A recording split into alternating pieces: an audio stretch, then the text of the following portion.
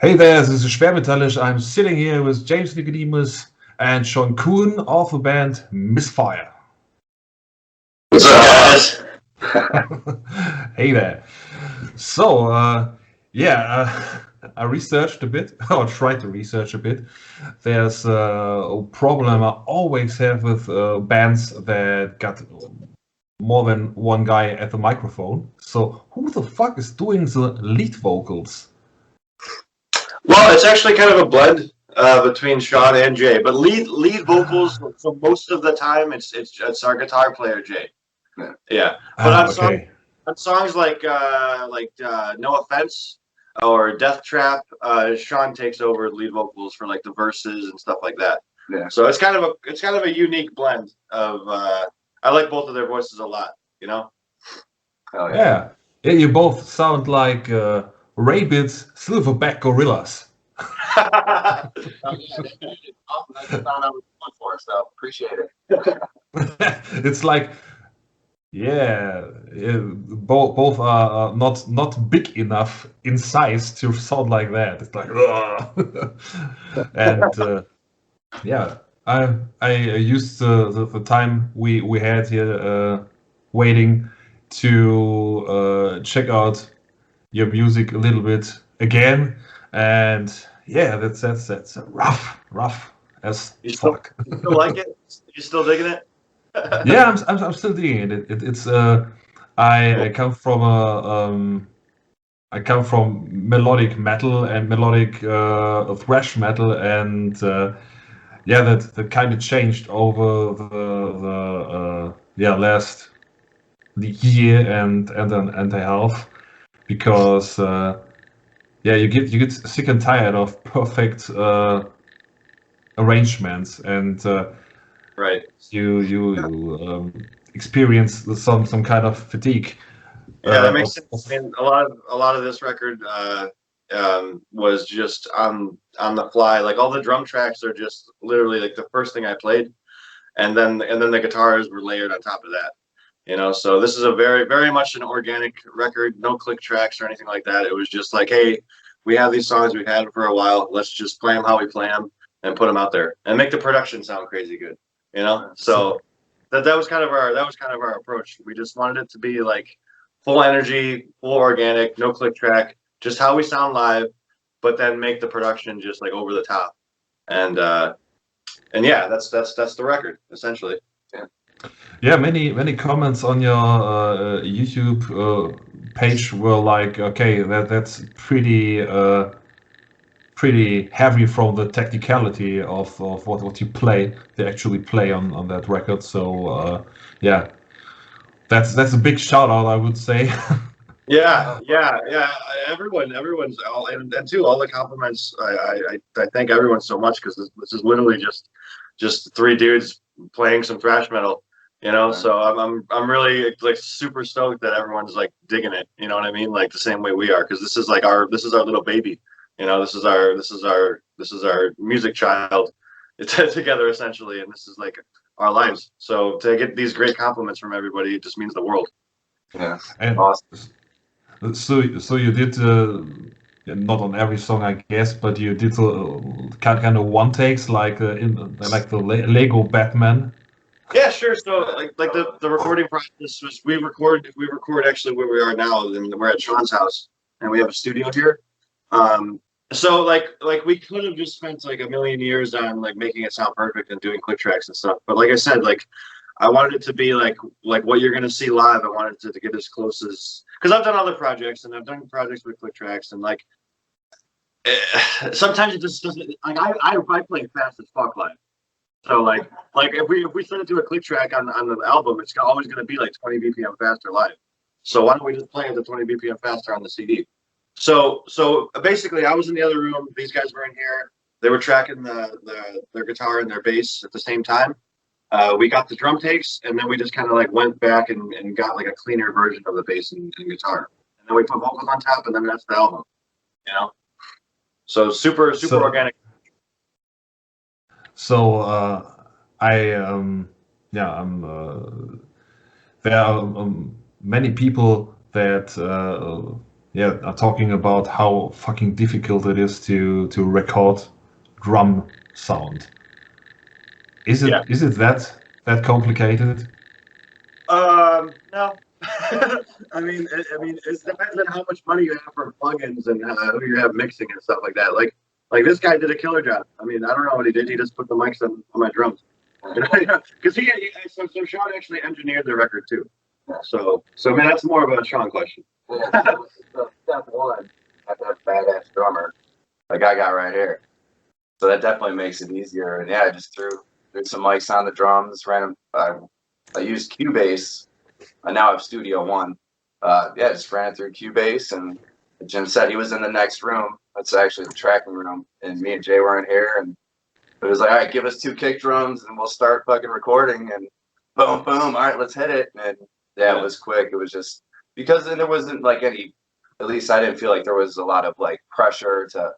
We're paying, $100 or whatever it is an hour for studio time, and we have to get it right. And if we fuck it up, it's a whole big deal, Yeah, and so, when there's no pressure, everything just comes smooth. Yeah. So we were able to just jam and have fun, and what you're hearing on the record is a good representation of how we sound live when we jam. Yeah. So with the miking technique though, like I mean, so this guy also is a really good at woodworking and stuff, and he built a bunch of panels, and made that room like a legit studio room. So, I guess yeah, it's just a blend of just doing this for like since we were kids, knowing all this stuff. So I'm sure there was techniques that we used, but like it's kind of second nature at this point. You know what I mean? But I mean, as far as the mixing goes, we sent that off to Fracture Studios, and they're out in Orland Park, Illinois. And that's an old friend of mine, and he just I don't know, he works some magic on the stuff, and it sounds great. So if you guys want to like anyone out there that's looking to look more into our little mixing team that we have, look up Fracture Studios. Fracture, not fractured like our song, but Fracture Studios. And yeah, they're really amazing. Yeah, really easy to work with too. You did a killer job. The record sounds huge. I love it. I listen to it every day. No bullshit. The first thing I noticed looking at the background is that you have a studio in your own house. Yeah. Yep. So it's Hammer Studios. No. MISFIRE HQ. Yeah. MISFIRE headquarters. Big horror fan here too. Oh yeah, totally. Yeah, I got these monster cutouts. I got some more off camera too, but yeah, like I said, this is the control room. So some of the I think we have a couple videos on YouTube where it's like well, a little bit more production. Well, yeah, there'll be more coming, but we have some stuff where you could actually see the whole studio setup and shit in our videos. But yeah, we're totally do it yourself. And like Jim said, I have some woodworking skills, so I built some panels dead in that room, and we're able to record whenever we want, however long we want. I got cool neighbors. Yeah. That's great. I think if I would try to record vocals in my house, it would be like like a competition. Who kills me first, my girlfriend or my neighbors? Yeah. I'm betting on my girlfriend. Yeah, She's that's a good bet. Fast. Good safe bet. Yeah, I could see what their skills are, like throwing knives and shit. I think the longest process for her would be to determine if she wants to stab me or kind of hits me with a pen or Yeah, or make it slow and painful. yeah, okay, do your vocals. I will poison you afterwards. Yeah. That could be, yeah. So back to your record. The artwork. The artwork is really fucking cool. Oh, totally. Yeah, that was done by this guy. His hashtag or his handle on Instagram is Alcoholterus. He's this guy that hit us up and just was interested in the band, were interested in working with us. So I'm like, yeah, let's see what you can do. So I sent him the record like a couple months ago, and funny enough, he came back with that image, and my idea or our idea that we had together, more so, it was like it was going to be like this judge guy and like this crowd of people. But like the way I was envisioning it was more like a 3D, like more like modern type look. But the thing is, this guy sent this image back, all hand drawn like that, and it was the same idea that I had, just like way cooler. And I didn't even tell him that. So I'm just like, oh shit, like I guess like the music just kind of has this vibe anyway. So it worked out perfectly. I really think that's a perfect artwork for your music and for that record. And I really these kind of 3D models they often use for music nowadays. They often use it for stuff of Thrashers records or some prop music, and I think about 10% of that actually look cool. Right. Yeah. My whole thing is I'm not an artist like that. So like I'm really glad that like someone like came to me or came to us and was like, hey, like we can kind of help you out here. And I'm like, yeah, for sure. And it looks totally cool. Because like I didn't know what our aesthetic was going to be art wise. But I think that's pretty cool. Like the hand drawn, old school, just like exactly what this album like looks like. It sounds like now. You know what I mean? Yeah. So, sympathy for the ignorant. How did this title come to mind? That was actually a title that our previous singer had for his previous band. So the way that this band started out was at a Giordano's Pizza, and he asked. Originally, I was going to be producing this guy's band. His name's Tommy Deniger. He used to be in a couple bands called End of Sanity, End of Anarchy, and he originally I was going to be producing MISFIRE or whatever. But that day he's like, hey, do you want to be the drummer? And I'm like, you know what? Yeah, I do. And I started writing some riffs. We recruited Sean originally on guitar, but we couldn't find a bass player. Wow. And for a little while there, we were going to stay a 3-piece like with Tommy. So he jumped on bass, and then a little while after that, we got Jay in the band, and then a little while after that, Tommy decided to quit. So that kind of solidified the lineup. So we stayed a 3-piece after all those different changes and stuff. But yeah, Sympathy was a title that Tommy's co-writer on another song had. So just that little title, which is like heavy as fuck, and I love it. So thanks, John. You do have credit on the album. But yeah, that was pretty much it. And that title kind of allowed the rest of us to start writing more lyrics and more riffs and songs that kind of related to that, and songs like Death Trap and songs like LYS, talking about how fucked up the world is and kind of how to get through it type shit. So like that's why it's Sympathy for the Ignorant. Like we do have sympathy for people that just don't have the opportunity to get that moment of like, oh shit.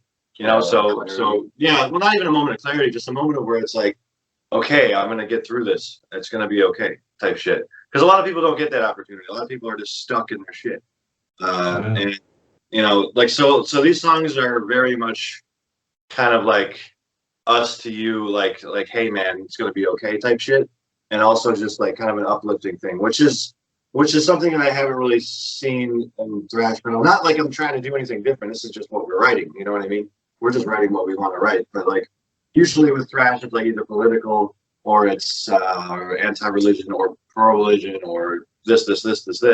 We're just trying to like talk some real shit, And we do have sympathy for you if you're fucking down and out, because we've all been there. So like, yeah. So that's basically the record. Like it's just us talking about shit we've been through, and just being real about it. Like take accountability. Like it's like that's the whole thing. What he said, she said. Red flags. There's red flags all over the world all the time. There's things that you need to stay away from and watch out for. That's red flag. Death trap. We're all living in a death trap, man. If you don't look around for 1 second, here comes a car. He's gonna kill you. You know what I mean? You gotta be around you got to be aware of what's going on. Perception is your reality, so take a look around. That's a lyric out of sympathy. You know, it's all just shit that we're all dealing with, but we don't even realize it. So with that, definitely check out some of the lyrics, because they're from right here, and they're from right here, and they're from wherever Jay is. Wherever Jay is, his heart too. So because I don't have the lyrics, Yeah. what is the song Red Flag about? Oh, Red Flag is a love song. It's about everything not to do in any type of relationship situation, whether it be friends, family, girlfriends, boyfriends, whatever. Yeah, but it's also kind of saying, yes, we see those red flags and stuff, but you know, the ironic last line is abuse it, right? So raise your red flag, abuse it. But what I'm saying is that's what typically happens. But that's not what you should do. If you see someone raising their red flag, just be a good person. Try your best to be a good person. Try your best to not antagonize that and make the situation even worse than it is. So essentially, for me, that song, every time I play that, is like my little bit of my release, like all right, dude, it's gonna be okay type thing, and hopefully that could be a little bit of a release for anyone that listens to that song, because I've been in a lot of situations, man, where it's like, you know, things escalate, but you don't have to do that. Just because someone's being a dickhead, raising their red flag, pissing you off, you can just walk away. You can just let them do their thing and figure out why you walked away, instead of turning it into a problem.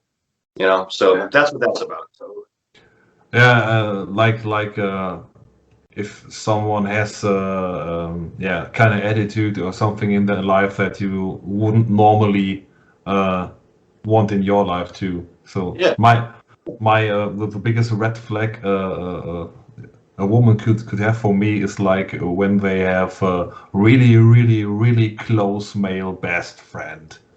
It's like, yeah, oh no. yeah. That is one. No. For me, it's if a girl has a tattoo right here. So sorry, ladies, but like if you got a tattoo right here, not for me. He's taken anyway. Yeah. Well, yeah, I'm just saying. You know, I'm looking out for my guys too. You know what I'm saying? Yeah, it's like, or people that say, yeah, I was into metal too when I was like 15, and now I'm listening to hip hop, and it's like, well, how into metal were you? yeah, you were never really into metal if you just said, okay, I'm done with this kind of music, and I'm listening to the opposite right now till I drop dead. So it's not okay. real. It's okay if you listen to metal and rap. I mean, I like some rap. I like Kendrick Lamar. I like Dr. Dre. I like Snoop Dogg. I like the old school shit and some of the new school shit, but not all of it, you know? I mean, but hey, I'm a musician. He likes the same type of shit too. We like everything. You can pull influences and inspiration from everywhere, so why not look everywhere? You know? Especially lyric wise. Rap is really good for lyrics, especially Kendrick Lamar and like Eminem and shit, man. Those dudes spit some game. Yeah, okay, I can understand that people dig Eminem. It's like, Yeah, he's really good at rapping really fast and has say it. some deep shit. Yeah, exactly. Deep shit. That's what we like. Deep shit. Yeah, and I think that that he's the kind of person that if he hadn't started to do hip hop, he'd probably end up being a metalhead, because he's got the same kind of background like many metal musicians got. It's like he got a really fucked up youth, and his childhood was shitty, and that's where many metalheads come from. Yeah, And working class. Yeah, that sucks. Unfortunately, that's the case though. I mean, yeah, a lot of us, myself included, you know, like, yeah, childhood was not a good thing. Not fun memories, but now we have this, and we became the people that we are today because of the shit in the past. And yeah, the key is just like talking about that shit and getting through it, and either through writing your own songs listening to other people's songs, going to concerts eventually, hopefully soon, you know. But yeah, you can't keep that shit inside. I say this is my metaphor to anyone that's going through anything like crazy. Like you are like essentially a bottle, right? And all of the bullshit or all the good things too are just water, right? And at a certain point, you can't put any more water in it. It's just going to spill over, right? That's going to be all your stress. At some point, you just got to put a bottle or a cap on that thing. Be like, hey, this is the things that I like, and that's it. You can't let any more bullshit in. You know what I mean? So it's hard to do that, though. It's very hard to do that. But through music, through creative, through talking, that's how you do it.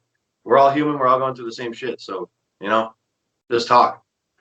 Yeah, I think a big part of dealing with bullshit and with keeping bullshit away from oneself is to learn how to properly say no. Yeah, to people. Definitely. Yeah, it's hard. It's hard when you're a good person to say no. Sometimes you have to, though, because I mean those red flags. If you say yes to someone that's got a fucking bunch of these flags, you're probably gonna be in a shit situation in a couple minutes or a couple of days or a couple of months or however long it takes. You gotta be able to say no sometimes.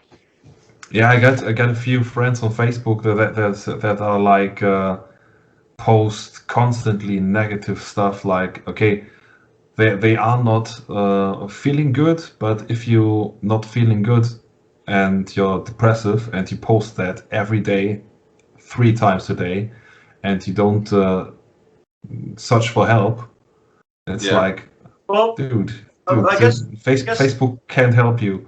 Yeah, I've thought about that too, though, and then I think about those people, and I'm like, well, who do they actually have? Maybe this is like their cry for help because they don't actually have friends, Like, and if you are friends with that person, like, and even if you don't know them, like sometimes, like I'll just reach out and be like, hey, everything cool? I know I don't know you, but just shit like that. I mean, because you got to think about it, man. We're all just humans. We're all just people. Like, I get what you're saying, 100%. And I've thought about that, and yes, sometimes it's fucking really annoying, especially when you know the situation, and if it involves drugs or it involves alcohol, or that the person's like self-harming or self-medicating. It is difficult, but like I said, like we all have a choice. We all have a choice to judge someone, or we have the same choice to just like try to reach out and help, or just stay in the background and just wait. But it depends. I guess I don't judge people as hard as I used to. I mean, I used to, like a few years ago, I was doing the same thing. Oh, this person's fucking constantly being negative. I'm just going to delete them. Well, you know what? Maybe that person needed me to message him and like talk. I don't know. I mean, I'm just like a little bit more. I don't know. I'm a little more open-minded these days with that stuff. Just because I'm going through my own shit too, and you know what I mean? Like we all are. Yeah, of course. The only problem with this one is I already reached out and I watched the situation unfold because every time he posts stuff like that, multiple people reach out to him, and it's like he always says his life is like the shittiest place to be, and he doesn't want to live anymore and stuff like that. And always there's some kind of social media pillow under him, and multiple people just reaching out and saying positive things, and no one ever says anything negative to him or bashes him for that. And I think it's a endless endless void of negativity, or he just wants attention and is okay. Well, yeah. Either way, it is the deeper psychological issue that I hope that whoever this person is deals with eventually. Because I mean, it is what it is, and I hope this person gets better. But it sounds like, but like I say this all the time, though, you're not going to get help unless you want it. You're not going to change unless you want to. It doesn't sound like this person wants to yet. So I guess you'll have to deal with a few more negative posts for a little while. Yeah, he's really young. He's a really young guy. I think he's maybe, well, I don't know, 21 or something like that. And we all know the beginning of the 20s is like a very murderous place. Yeah, very challenging, especially these days. Yeah, it's a lot of emotional things going on. Yeah, self-destruction. Yeah. It's like I want to live, but I also want to try drugs and I don't know, drink Yeah. multiple bottles of shit. It's like you know that's wrong what you're doing with your body, and you smoke and you try drugs and all the stuff. Yeah. Yeah, been there. Shitty. It's good to be old. I'm getting 41 this year, and I don't have the desire to do that anymore. It's like I know if I drink too much, I'm the next in my age. It's like I'm 3 days out. Yeah. I'm sick as fuck for 3 days, and that's not worth it. I agree. I'm 29 right now, and I just made a conscious decision to quit drinking. Just basically just smoke weed and all that. And I'm almost 2 weeks in, and I feel great. But I was at the same point. Like I would drink, and then like the next day it would either be like horrible anxiety, like horrible crippling anxiety, or it would just be like like a day of complete like I just feel like complete ass until I start drinking again the next day, and then I feel like ass and have anxiety, and then I feel until like 7 o'clock at night, and then I drink again. I'll do the same thing every single day, and then I'm just like miserable, and it's like this. Done with it. Over. Don't want it. Music. That's my drug. Yeah, the great thing with drugs and alcohol is if you are an anxiety person like me, for example, suffering from panic attacks and stuff like that, it makes it worse. Oh, it's yeah. like, okay, I'm feeling like shit, and so just to loosen up, I drink a few beers, and after that, it's like, okay, that was a shitty idea. I'm scared to death, and I don't know why. Yeah. Well, for me, it's the next morning. I wake up after I drink, like, I would wake up and I'd just be like, oh, fuck, shit, I need something to calm down. Weed, because I drink a lot. What? Anxiety attacks and the hangover at the same moment. It's like someone punches you in the face as hard as he can while kicking you in the nuts. Yeah, and then for me, my thing is like if I have like a muscle spasm in my arm, I think I'm having a heart attack or something. So I'm just like, oh my god, I'm gonna have a heart attack. That's not good. Stop that. It's good to stop that. Cool. I still enjoy an occasional beer, but I don't overdo it because it's like I got too much shit to do, got stuff going on. I can't be out for days. And what I'm looking for, I want to do like a non-alcoholic craft beer or cider, but weed infused, but with marijuana. So and that would be my shit. So hopefully one day we should make our own weed, bro. Yeah, we can. Non-alcoholic wheat beer, yeah.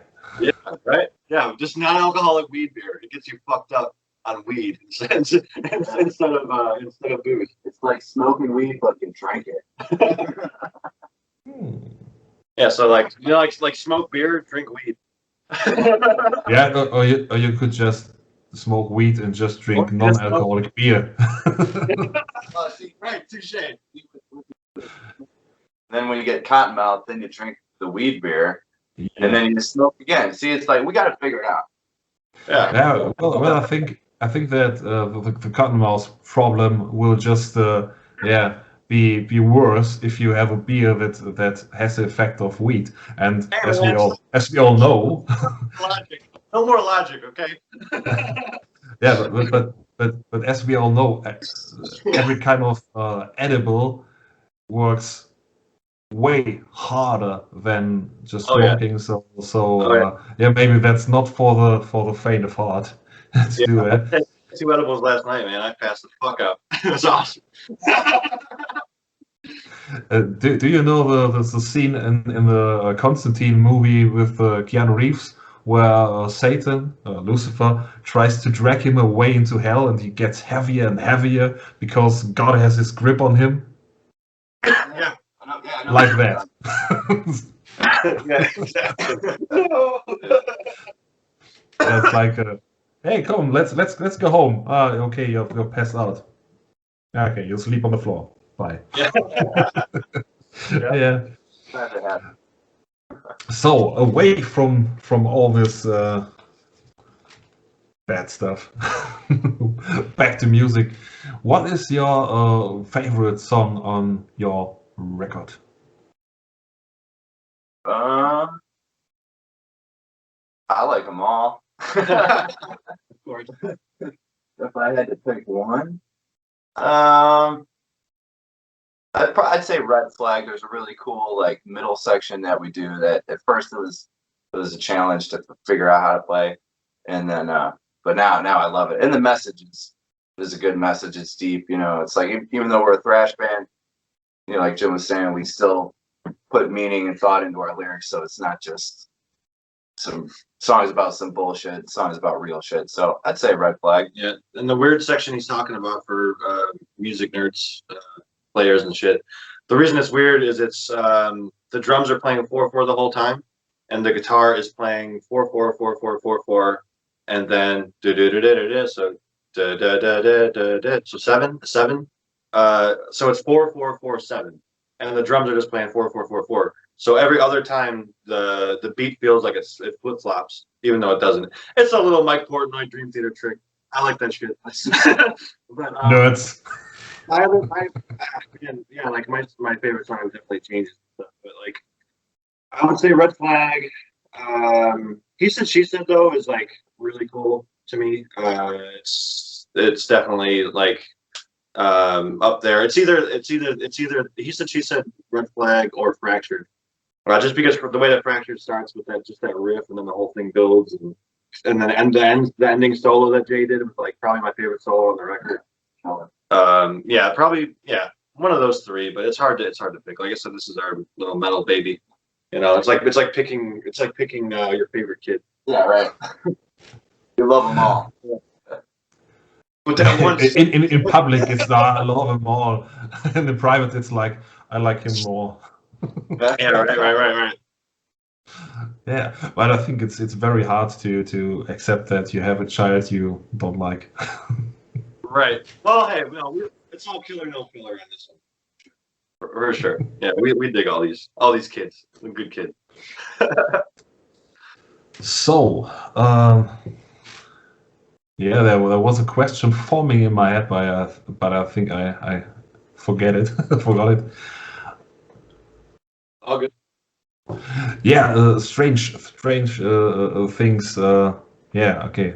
Yeah, I think I'm back at that spot where this question came from. When you say weird, I have to think about the first Anthrax records, because I as a non-musician had always had the feeling that Belladonna sang some kind of against the structure of the songs. It's like Right. he wasn't on point with the melodies. He was a little off. A little outside of it. Yeah. Yeah. Yeah, I like that stuff a lot. Yeah, Anthrax is a huge influence of mine personally, for sure.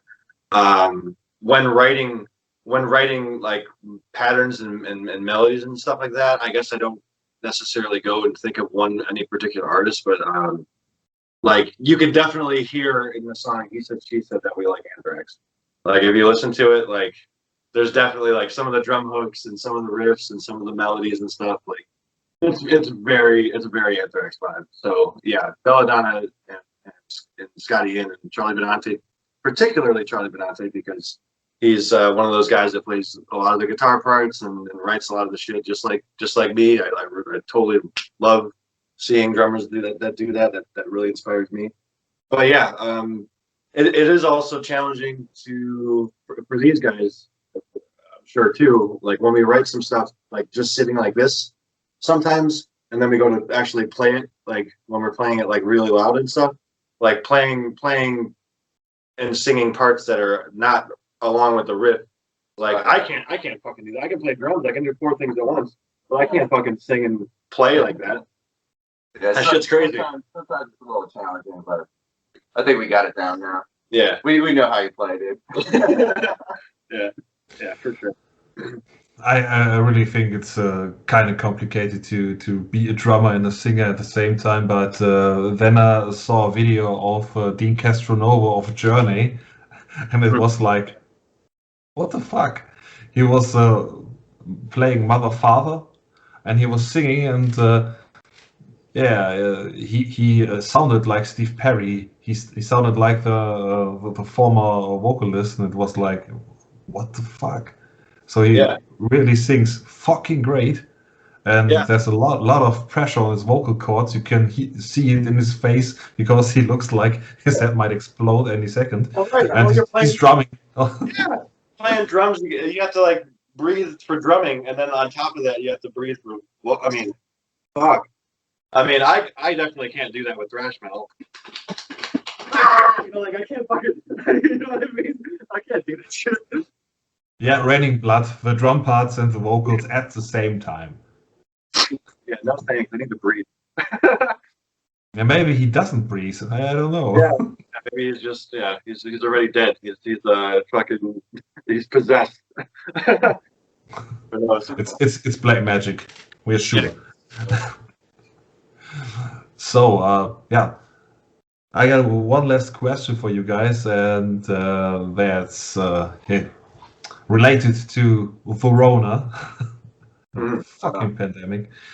If this all blows over, and as it looks like, I think this might be over this year, which would be fucking awesome. What is the first thing you're gonna do when you're free to move again like you want, and it not related to music? Not related to music. Walk around Chicago without a mask on. And just like go get food somewhere with the band or my girlfriend or something, and like just be a normal person. You know, like just go to like the beach, maybe go to a museum without a mask. You know, things like that, like normal stuff. Yeah, absolutely. Actually, I've really been wanting to go to the art museum, so that'll probably be one of the first things too. What do you? Yeah, I'm pretty much the same. I mean, all I really want to do is music. So I'd say fucking go on tour, start tearing shit up. But non-music, yeah, just be able to live life normally without having a mask on, and you can only, see this many people at a time, and Yeah. I mean, we still did our thing last year. Like, we recorded the album and jammed almost every day. So we're like, the COVID can't stop MISFIRE. Yeah. We kept the bubble small, but we definitely did some work. But yeah, like I want to be outside of this bubble. Let's go, COVID. Get it together, COVID. Yeah. Fuck you, COVID. Time to go. Yeah. It's just a massive cock block. Yeah, dude. Yeah, fucking sucks. And you guys really need to come to Germany as fast as you can, because we want to. I need this beanie. Oh, Yes. fuck yeah, dude. Yeah, I love beanies.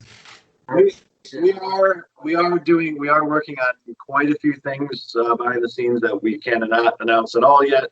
But there will be definitely a German something within the next 2 years, hopefully. I mean, not hopefully. We will be there soon. That is great. And you guys need patches. I learned to sew in the quarantine. Yes. We're working on all that. Patches, stickers, posters, beanies that are available in Europe. We're working on the website and stuff. So very shortly that'll be all together. Yeah, Manowar even had condoms. Condoms, yes. We should totally do that. Warrior's Shield. Yeah. Yeah, no joke. That was the actual name. The Warrior's Shield. I think my roommate actually has one of those. That's hilarious. Like, no joke. I'm pretty sure she has one of those. Yeah, but that's more kick-ass than to tell your girlfriend, yeah, one moment please, I have to pull over the condom. You just say, I just have to equip my shield. It's more cool, I think. Yeah. Yeah, that's awesome. Right into battle with the warrior's shield. And she's riding into battle. Yeah. On my warrior's shield. Stuff like that. Yeah. Gotta stay protected. Yeah. I think that is cool merchandise. first. Good shit. So, yeah, where did you get that the background, the cardboard monsters? Oh, so it's a funny story. My grandmother used to work at Blockbuster Video when they existed before Netflix and all that other bullshit.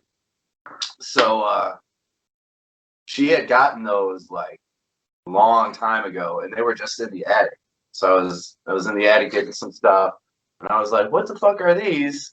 I got the monsters, so I got Dracula, Frankenstein, Creature from the Black Lagoon, and then Wolfman back here. And yeah, I just saw them in the attic, and I was like, "What the fuck? You got these?" And my grandma was like, "Yeah." I was like, "No shit." So I had to like tape a couple of them up because they're old. But yeah, I set them up in here, and I was like, now the studio's getting more metal. So Yeah. it's all about creating a vibe. So yeah, I found those in the attic, and I was like, fuck yeah. So These look very cool, yeah, and they don't look old at all. Not from Germany. Yeah. It's far. Yeah, Right. get the binoculars out, man. Yeah, that would be a cool idea for a video interview. It's like, there you are. Right. like this in the distance. Yeah. Yeah. But I can't do shit with editing. There are people that always add some special effects and animations and pop up shit, and with me it's like I'm using a free software, and all I can do is like, hey, let's add text. Yeah. Keep it light. Keep it simple. You know. Keep it Yeah. simple. I have to because I'm not that tech savvy as I should be, but I have an excuse. I'm 40. I'm not a digital native, and I had my first computer with I think 20 years old. That was yeah. I feel you. Yeah, but I got a Super Nintendo in time. It was like 1991 when I first had my SNES, and Yeah.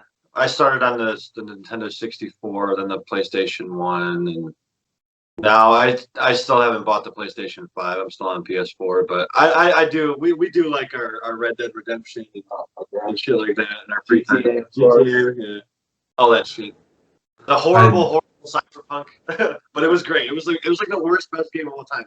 That game is essentially The Room, the movie The Room with Tommy Wiseau. That's like the cyberpunk to me is like The Room of video games. Like it was great. yeah, my brother bought Cyberpunk some months ago. He bought it I think for his computer, and on the computer it's quite okay. But on PlayStation 4 or 5, it's almost unbearable. Yeah, it like literally crashes like every like couple hours. Like you have to like religiously save. Like I do that anyway, of course. but like you gotta like fucking man. Like you're in the middle of a mission and you're fucking like literally just looks like your hands are like this. There's no gun, and you try to shoot and there's no bullets, and it's like you're stuck and then you can't zoom on your next gun, and you have to like shoot from far away.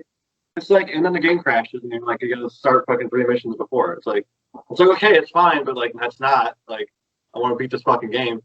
So instead of like the 60-hour playthrough, it turns into like 90 because you gotta do this shit like 3 fucking times. But it was cool. I'm not gonna play I've never played the game again, but it was great. You know. Yeah, I remember watching a video where someone played that, and he wanted to show that you can actually have sex in the game with prostitutes in that, I don't know, bar, and he was clicking around, and the game slowed down, and he clicked wrong, and suddenly he had sex with the guy. And it was like, no, no. And it was like. You know the gags from around the 2000 years. It was like, haha, you're gay. Yeah. Yeah. That game's wild. Yeah, this game actually sucks because it actually is a good game, but it stumbles upon himself. It's like you're shooting yourself in the arm constantly. Yep. Yeah. I saw a bit of gameplay from my brother, and it was like really looked great, and the gunplay was really cool and all that, and yeah, all of a sudden it glitches and you're stuck in a wall, and I don't know, have sex with the guy. Yeah. Why you're stuck in the wall? Yeah. Like, what the hell's going on? No, yeah, that's not consensual. No, he's stuck in the wall. Please stop. Okay. So, I think my pizza will arrive soon. Oh, there you go. So thank you very much for taking the time again, and I hope the video will come out great. I will edit a bit. You know, I'm not that tech savvy. Maybe we'll add text. Sure. Sean, James, have fun. Like that. And I always like adding, the logo of the band on one side and my logo on the other side, and it's like that's it. That's a Game Boy version of editing videos. Yeah. No Game Boy Color, the old version. The original. It works. Where the machine was this fucking big. Yeah. Yeah, it's handheld. Yeah. I remember, I never bet the Spider-Man game. It was fucking ridiculously hard to beat that game. I don't remember that one. I had the Pokemon stuff. I'm like, shit. Oh, yeah, Pokemon. Yeah. But that was Game Boy Color. Gotta catch them all. I never caught them all. Still got time. Yeah.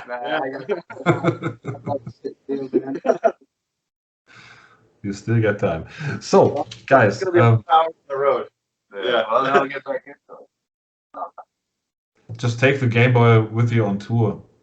It's like after the show, you can catch them all. You still can. All of them, like 30 times. Like, yeah, the best moment on this tour was when I got Mewtwo. There you go. Fuck the band, I got Mewtwo. Yeah. So, guys, I wish you a very nice day. It's early for you. It's it's quite late for me. So have a nice day, and I think we will see and hear each other again. When you release the next one. Yeah. Okay. For sure. All right, man. Well, enjoy your pizza. Thanks for having us again. Thank you so much. You're welcome. All Bye right. bye. Easy. See ya. Take it easy. Bye.